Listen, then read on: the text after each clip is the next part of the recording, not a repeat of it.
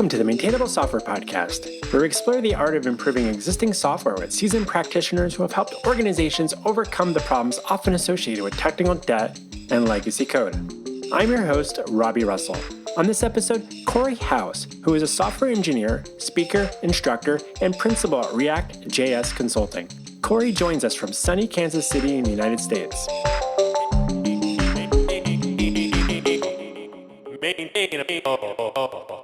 Cory House, we're so glad to have you join us on Maintainable. Welcome. Thank you for having me. So as you reflect on your experience in the industry, what do you believe are a few common characteristics of, dare I say, well-maintained software? Well, I love the old saying that we write software for humans, so I think about that regularly. When it really comes down to it, I think it's thinking more about my fellow developers than about the compiler on a regular basis. And I would say the book that really hammered this home for me very early was Code Complete by Steve McConnell. I read that early in my career, and it's probably the thickest book I've ever read. It read so quickly though, because I kept going, oh, there's a name for that. Like I figured that out on my own through pain, but somebody else has also come to this conclusion. It just opened my eyes to so many patterns that once I heard someone else say it, I thought, oh, well, it's obvious. I found too, like once there's a name for a concept, it's easier for me to reference later. It's part of why things like design patterns are so useful, because I can encapsulate this idea in a single phrase. Another thing that has given me a lot of empathy in this area is the fact that as a consultant, I spend a lot of time doing code reviews. And in fact, for some of my clients, that is the vast majority of my time, because it's one of the greatest ways for me to try to lift all boats. If you've got a team of more junior developers, if you're early in a project and you're wanting to set some standards, then that's a great place to do so. Now, pairing's another great place, but as someone who reads code for a living, I think very much about variable names and decomposition and conveying intent as much as I can. I think about the beauty of things like temporary variables, or things like if I'm writing a regex, that old saying of a regex is write once, read never. Well, that's not necessarily true. Like if I'm going to take a regex, then I love to see a regex that's actually wrapped in a function, and then that function has a unit test. So then I can see, okay, here's 10 different inputs to this regex, and here's the expected output. So now it's no longer unreadable. It's actually well documented, and I can clearly tinker with it too if I ever wanted to refactor it in some way. So finding the ways to be able to convey more signal to our fellow developers is just something that resonates with me. It's interesting that you brought up the regex example. That historically has been one of my favorite ways to start introducing like junior developers or interns to testing. Like a recent example was pairing with someone over like Jira ticket numbering, like where we've got a project code and numbers. I'm like, let's throw a bunch of different like inputs at this, and like it should like return like gets the ticket number. We like try to then associate to different projects that way. But it was like, this felt like a really good way to like come up, as you said, like come up with like 10 different examples of like what we might feed into it and when it kind of deviates from it. And then they'd be like, this is a good example when you could use a test as an, one area, be like, let's feel like we have a lot more confidence. So if you want to make changes to the regex to incorporate some new sort of format in the future, then we can know that we're not breaking the way things that used to work. So I've always thought that was a kind of like a good way to like introduce people to testing, because regex can seem a little scary at times. And so, you also mentioned temporary variable naming. Do you actually have strong opinions on that?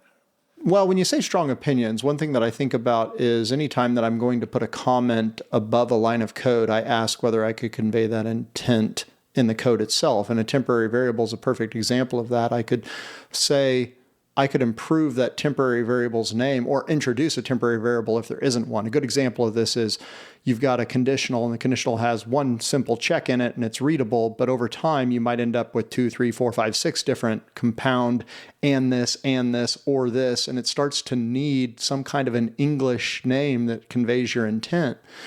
And a temporary variable does exactly that. So it's not a hard, fast rule. I don't think that there's anything wrong with, for instance, chaining together a map and a filter, for instance, in JavaScript. It's not like I need to have temporary variables for each one of those. I think, use your best judgment there, because you sort of put yourself in the shoes of someone else reading the code later and ask, would this be confusing to someone later? Would it be hard to parse? Would they find this particular line to be a little too dense? I work in the world of Ruby, and, we try to embrace to make things as English readable as possible. Supposed to be you can be verbose, and we're trying to like offset how often you said, can the code convey the intent here without necessarily needing to write like some comments right above it? Not that there isn't a good case for when you should have code comments and such, but can you convey what's going on here? And can someone kind of read this, kind of interpret what's happening? And I've sometimes, like during like a pull request process or something, if you're reviewing some code, do you get nitpicky on your end around like, well, if you're like in a block of something and someone uses like a single letter variable or something and like a couple of lines of code there because you can it's kind of focused in that, like, or like if you're iterating over something, and then do you have that kind of concern, or do you like to make sure that you're still kind of conveying what the heck the thing is that you're iterating over? Well, I think that's a good point around context, because I like the model that the shorter that the variable's lifetime is, the shorter the name can be. So for example, when I'm using a map call and an anonymous function, it is implied that the variable name that I choose there represents the single element that I'm iterating over. So if I'm mapping over, say, a user, using the letter U there in the map call, to me is intuitive and readable. Now, I will say I generally go ahead and put user there rather than the letter U, merely because, again, I figure for some other people, it is a little bit easier to see at a glance. The user is what we're talking about. They don't have to go look to the left and see what it is referencing. So a few extra characters isn't a big deal there. And I don't feel really strongly one way or the other. One thing I have definitely learned in code reviews is if there's something that's coming up for me more than once or twice, I start looking for a way for us to automate that check. And we should also talk as a group to say, how do we feel about these standards? And that's the wonderful thing about automating as much as you can here is everybody's heard the old complaint about, okay, there's somebody on my team who's so nitpicky and they take forever on my pull requests, and it's all these little tiny things that don't necessarily matter that much, but they care about them. So if we automate most of those checks, it's really nice if the code review is about things like, I see a missing test, I see a bug, I see a missed requirement, the sort of things that are objectively a problem rather than subjectively some kind of an opportunity for improvement. So like you say, for example, in the JavaScript space, I love that we have prettier auto formats our code. And that took a whole set of conversations where people would say, well, could you change your tab indentations here? Or I feel like this line is a little too long, and those sorts of just completely went away. It's totally off my radar, and my pull requests get reviewed more quickly, and I can jump between projects more quickly because of those sorts of standards. So I think it's wonderful that we're moving more and more in the direction of automating everything that can be automated. I think that's a good point there to think about the concern on a team needing to be nitpicky or not about like, well, what did you name this weird, or you're not following the conventions that the team aligned with, and you have to remember all those conventions because I can't remember every single style guide rule that my team has like agreed on in the past. I'm like, oh, unless something is, checking it, like having linters and things like that. And that can catch that and then, give you that feedback and not have to then waste your time, I think, as a team discussing that stuff when it's something you've already agreed upon. You're like, oh, they can figure that out. They can fix it themselves, or they can work on and in the weird edge case where they actually need to do something that kind of breaks it for some reason, then you can like, they can figure out how to like override the rules in that particular scenario for some whatever edge case thing that might be. And then you can focus on these, as you're saying, on the important things where you can have these like contextual conversations about like, hey, there's tests missing. And that's something I wanted to talk with you a little bit, because I know that, given that you, from what I know, you work more on the front end side of things, and I kind of typically work more on like, say, the more server side level side of things. Curious to hear about your take on things regarding like automated testing and like sort of tooling that you kind of advocate and are able to bring into those teams, and like, how do you think about those things? Do you have some high level things you're typically going in with your clients and advocating for? Yeah, I have a few in that front. I mean, for one thing, I'm a React specialist. When React was open source years ago, I went deep on that. So my whole consultancy is, named after that very focus. The thing that's interesting though is companies start out there and it's sort of the Trojan horse that gets me in the door, and I end up doing all sorts of different things that are at the periphery that often even move outside the realm of front end altogether, and doing DevOps and back end work as well. So it's just the nature of consulting. I like to say that the gift for good work is more work. So here you go. That's what I found. But I mean, on the front with the question that you asked, my favorite tools on the front end space are Cypress and Playwright when it comes to automating the browser. Both of those are excellent tools. I used Cypress for many, many years. Playwright, I had tried about a year ago, and in short, I felt like, okay, this looks promising, but it wasn't ready. The docs weren't quite there. The user experience was it felt a little bit raw in places.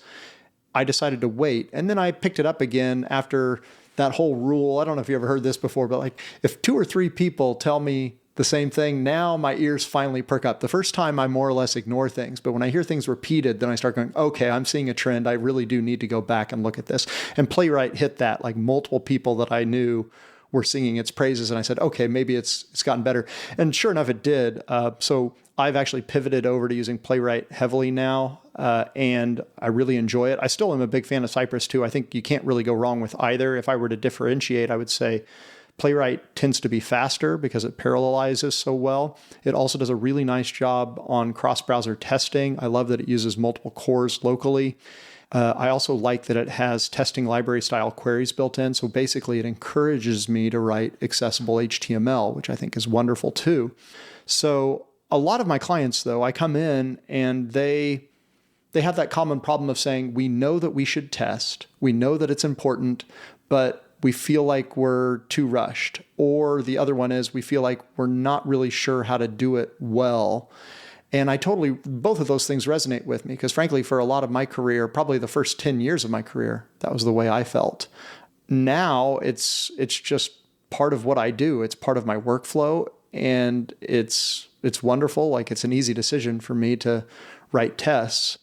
And I think part of that too is just the tooling has gotten so good. So the ability to automate the browser as a front-end developer is not just about testing. It's also about coding more quickly because I no longer repeatedly click around and fill out forms. I run a test that does that for me. So I just get this instant feedback of I add another feature, I watch the browser do its thing, and then I proceed. So it's a really quick feedback loop that way. The other thing that I use a lot is for unit testing, I use either Jest or Vite Test. Both of those are great options. And then I use testing library along with those because I'm a big believer in having test locators, or some would use the term selectors, or queries. All of those are sort of the same idea. It's this idea of how do I get a reference to a particular element on the page?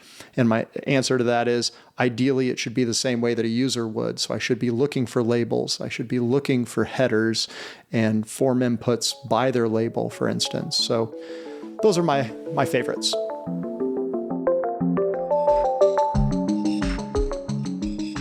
Hi there. We hope you're enjoying this week's episode of Maintainable. While you've been listening, has anyone crossed your mind who might be looking for help with their Ruby on Rails application? Planet Argon, the producer of Maintainable podcast, would love to meet them. In fact, we've got a pretty sweet referral bonus program set up. If you send someone our way and they sign up for Planet Argon services, we'll give them a $1,000 discount. And your reward?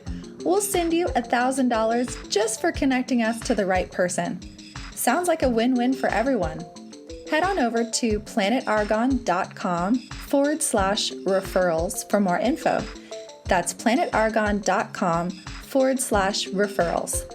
All right, let's get back to this week's episode.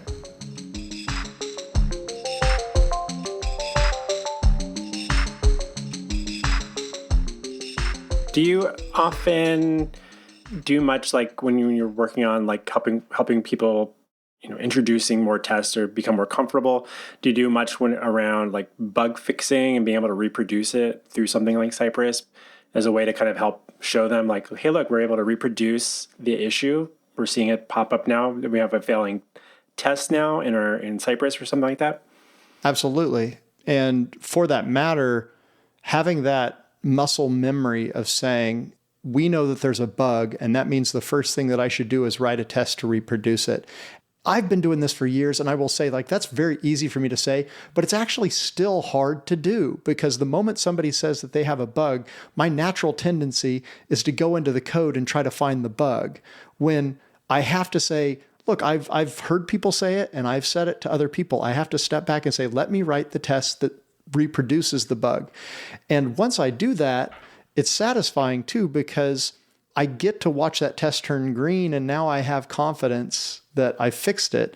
And I also have confidence that it won't regress later. The other benefit is, if I write the test after, then I actually don't know for sure that I've fixed it. I need to go revert my change, watch the test fail, and then put my test back in. So, and I don't want to make it sound like I necessarily think that one has to do test-driven development. In other words, test-first development. I frankly do it sometimes and don't other times. The important thing is that we write sufficient tests, and I don't really believe that the order is necessarily something that one needs to choose one way or the other. Like I think, for example, I find myself, if I'm writing just some pure logic and pure functions, that's a case where I might want to do test-driven development. Whereas if in some other case I've got this UI to stub out, maybe I just want to slap the UI together and watch it all pop up on the screen and then say, okay, now's the time to write some tests. So those are two areas where I might go in different directions as far as when to write those tests. I find that the TDD thing starts to feel like it falls down a little bit as soon as you start dealing with interfaces. And I don't feel like people talk about that enough. Like sometimes you can go write a test, but if like the view layer or whatever, your front end, like there's like not a page yet. Like it's not even, it's just going to be erroring. It's not going to be a failing thing. It's just going to throw like syntax errors. Like this thing doesn't even exist. Like it becomes this weird coupling thing where you're like, well, this, how far down the TDD path can you get when technically some of the thing doesn't even remotely exist yet? So like, it's like expecting a file to not be there, and your thing's probably going to yell at you a little bit. You can't get to a page in Cypress, let alone start clicking around on things. And then I agree with you on a lot of those points there. One of the things that, I'm curious about is, have you ever seen a scenario where teams might build up too many tests and feel like you be hesitant to remove ones because you feel like they've provided value, but, front end related testing can not necessarily is known to be the fastest at times if you're spinning up browser things like that in your testing tool. So how do you kind of weigh that up with your teams, or does that not actually manifest that often?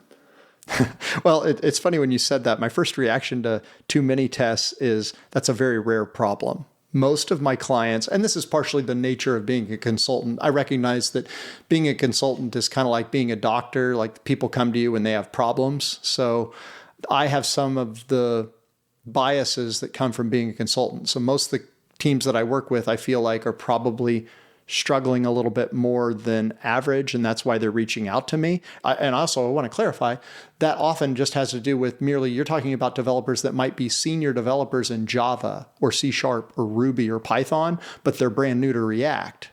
They come over and they make some junior mistakes because they're just new to the technology. So having somebody with the experience is helpful. That's probably the most common scenario for engagements with me. Now, the other thing that's interesting is when you talk about too many tests, I have seen that problem manifest itself in Cypress and in Playwright. And the way that that looks is when people try to use those tools like they're unit testing tools, and they're not.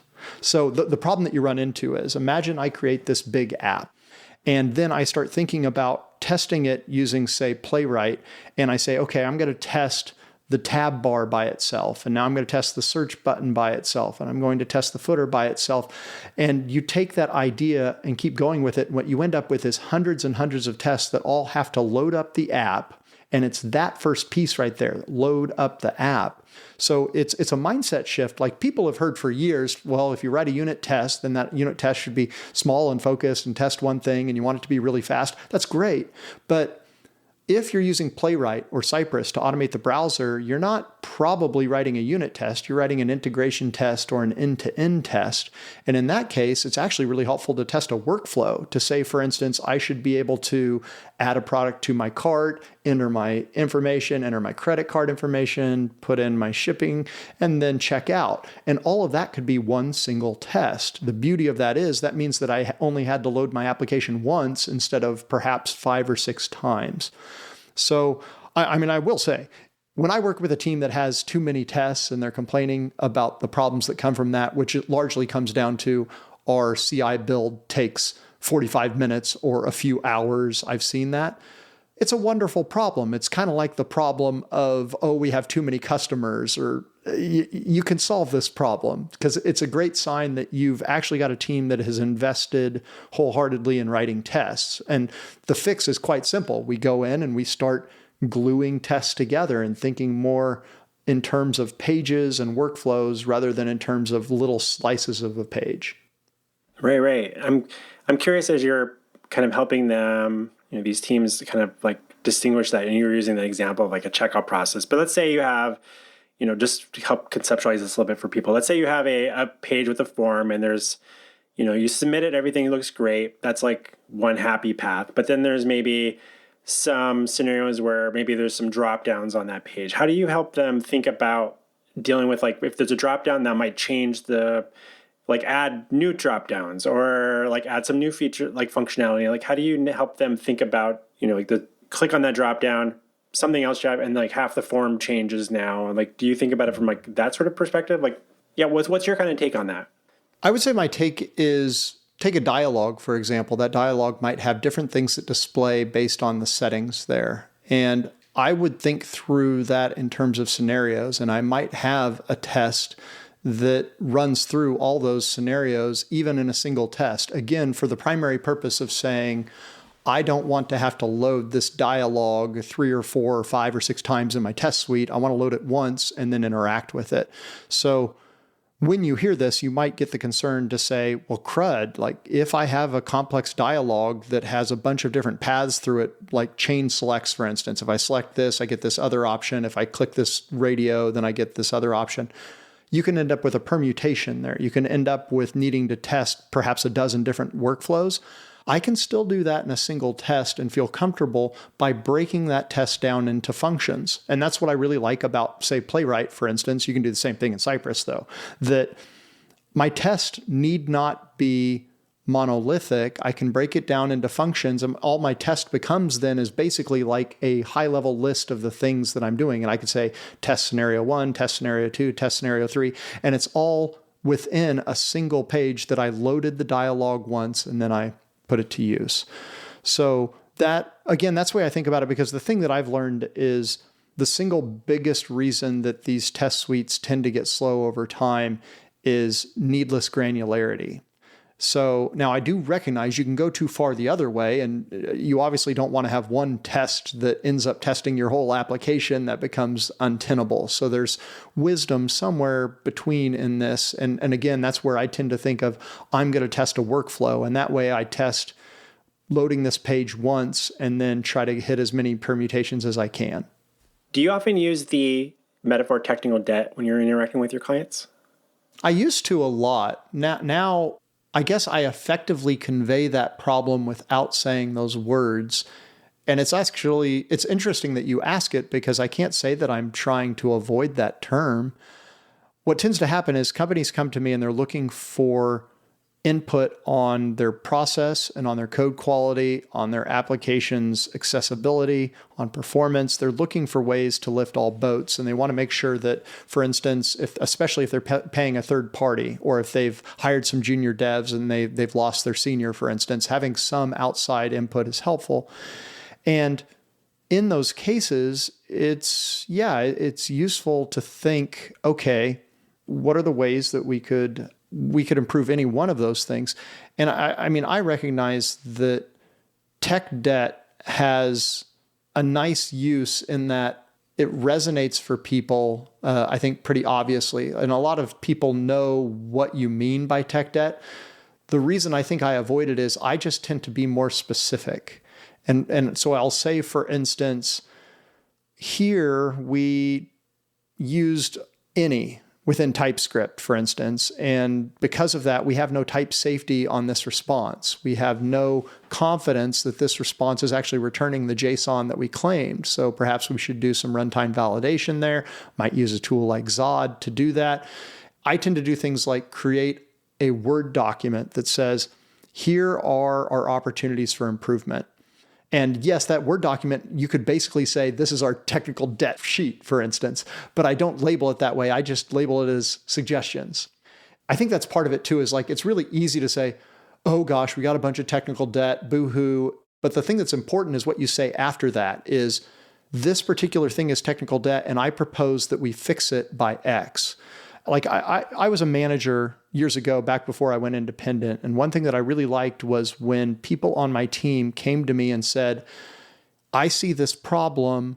Can we fix it by doing this? Like, if you come to me both with a problem and a suggestion, that's really valuable. That makes you a more valuable piece of the team. Like, don't just throw problems at me. I want to hear your input on how to fix it. So I guess that's part of why I don't find myself saying it that much.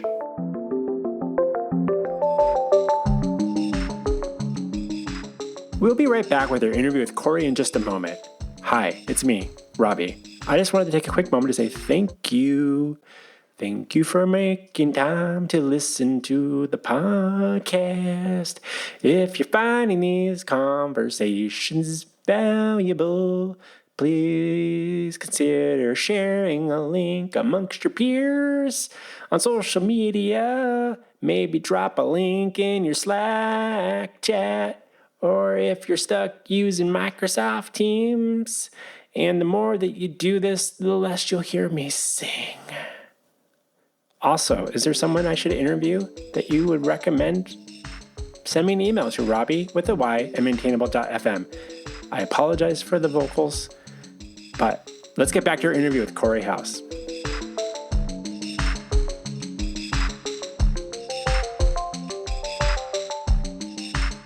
One of the things that I wanted to talk about actually was you recently tweeted something, and I thought this was interesting. And you said you don't need an architect, but you do need at least one person who thinks architecturally.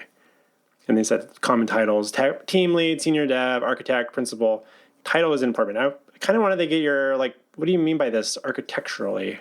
Yeah, if I were to summarize it, it's really a matter of thinking long-term and big picture. That tends to be something that a lot of teams lack. And the reason I say they lack that is you might have a situation where you have a senior dev, but that senior dev feels very pressured to make sure that this sprint is completed successfully. And it's really easy to get myopically focused on the next 2 weeks, much like a Fortune 500 CEO might be focused on just moving the stock price up a little bit through short-term manipulations rather than thinking about the long-term repercussions. There's certain incentives that come from anyone in leadership.